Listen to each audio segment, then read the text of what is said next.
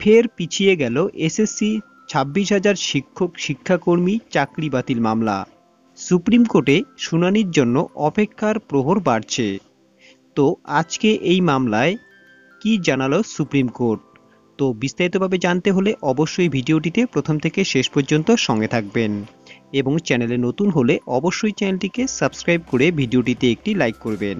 School service কমিশনের 26,000 চাকরি বাতিল মামলার শুনানি ফের পিছিয়ে গেল সুপ্রিম কোর্টে।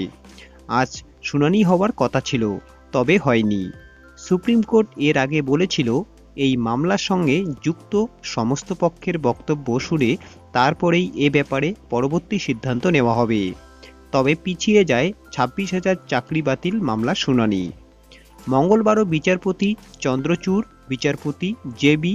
পাদিওয়ালা ও বিচারপতি মনোজ মিশ্রের বেঞ্চের মামলাটি শুনানি হওয়ার কথা ছিল, কিন্তু শেষ পর্যন্ত শুনানি হয়নি। সুপ্রিম কোর্ট এই মামলা নিয়ে বিস্তারিত শুনতে চায়। এই মামলায় বেশ কিছু নতুন আবেদন জমা পড়েছে। আদালত তাদের নিজেদের বক্তব্য 4 সদস্যের কমিটিকে জানাতে সুযোগ দিয়েছে। নিজেদের বক্তব্য কমিটিকে জানাতে হবে নতুন মামলাকারীদের। এসএসসি নিয়োগ দুর্নীতিতে প্রায় 26,000 প্রার্থীর চাকরি বাতিল করেছে কলকাতা হাইকোর্ট। সেই রায়কে চ্যালেঞ্জ করে সুপ্রিম কোর্টে মামলা দায়ের হয়। মামলায় 5 পক্ষকে তাদের বক্তব্য জমা দিতে বলা হয়েছিল। আদালতের নির্দেশ মতো তা জমা পড়েছে, তবে তার বহর 10,269 পাতা। এসএসসির প্রায় 26,000 চাকরি বাতিলের মামলা চলছে সুপ্রিম কোর্টে।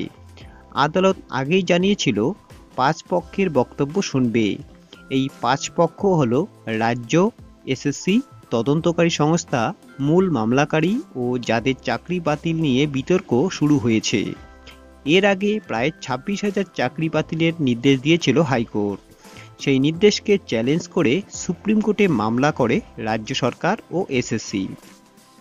তো বন্ধুগণ, দেখতেই পারলেন যে আজও কিন্তু হলো না এসএসসি 26,000 চাকরি বাতিল মামলার শুনানি।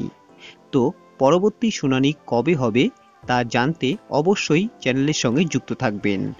তো বন্ধুগণ, আজকের ভিডিওটি এই পর্যন্ত। ভিডিওটি ভালো লাগলে অবশ্যই একটি লাইক করবেন। তার সঙ্গে পরবর্তী আপডেটগুলি সবার আগে পাওয়ার জন্য অবশ্যই চ্যানেলটিকে সাবস্ক্রাইব করবেন। তো আজকে এখানেই, ভালো থাকবেন, সুস্থ থাকবেন।